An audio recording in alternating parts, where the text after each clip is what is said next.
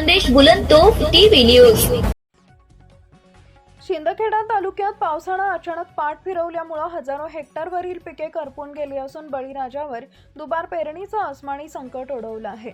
एकीकडे शेतकरी संकटात सापडलेला असताना दुसरीकडे शासकीय अधिकारी कर्तव्यात कसूर करत असल्याचा गंभीर आरोप करत शिवसेना उद्धव बाळासाहेब ठाकरे पक्षानं तहसील कार्यालयावर धडक दिली।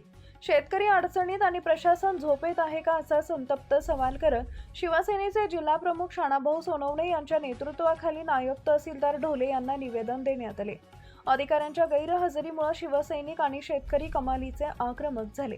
तासाभराच्या प्रतीक्षेनंतर नायब तहसीलदार ढोले कार्यालयात पोहोचता शिवसैनिकांनी जोरदार घोषणाबाजी करत परिसर दणाणून सोडला।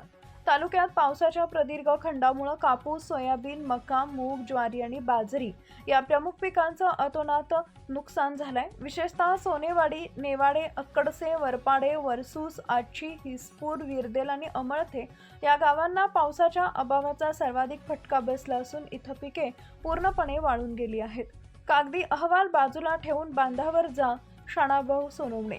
यावेळी जिल्हा प्रमुख शाणाभाऊ सोनवणे यांनी प्रशासनाच्या संवेदनहीन कारभारावर जोरदार ताशेरे ओढले। रस्त्यावर उतरून आंदोलन छेडलं जाईल असा इशाराही देण्यात आला।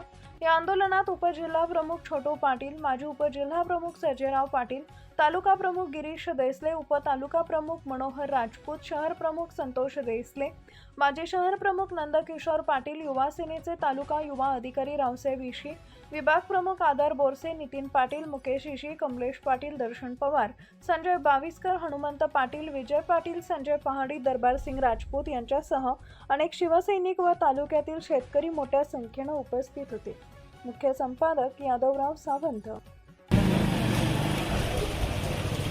आम्ही आज या ठिकाणी नायब तहसीलदार ढोले रावसाहेब यांच्याकडे निवेदन दिलं सर्व शेतकऱ्यांच्या वतीने। कारण या शिंदखेडा तालुक्यामध्ये गेल्या महिन्यापासून किंवा काही गावांमध्ये तर जून तर जुलै संपण्यात आला तरी सुद्धा पाऊस झालेला नाही। पहिला थोडा पाऊस झाला होता, त्याच्यामध्ये मका, कपास, बाजरी, मूग याचा पेवरा शेतकऱ्यांनी केला होता, परंतु तो पाऊस एक महिना पाऊस न झाल्यामुळे तो उगवलाच नाही।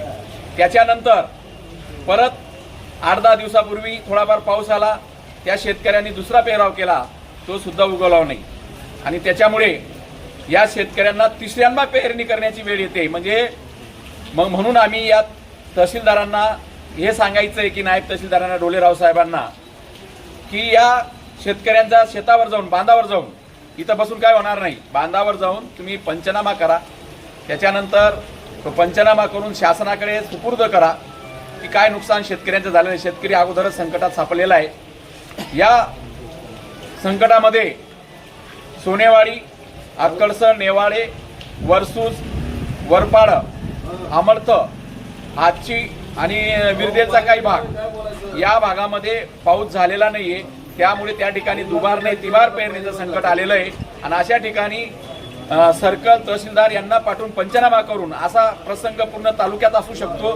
जिथं जिथं या संकट शेतकऱ्यांवर आलेलं आहे तिथं जाऊन सर्कल आणि तलाठी मार्फत तहसीलदारांनी पंचनामे करावेत। आणि त्याचप्रमाणे शेतकऱ्यांना जी कर्जमाफी झालेली, फसवी कर्जमाफी, ती सरसकट कर्जमाफी करावी।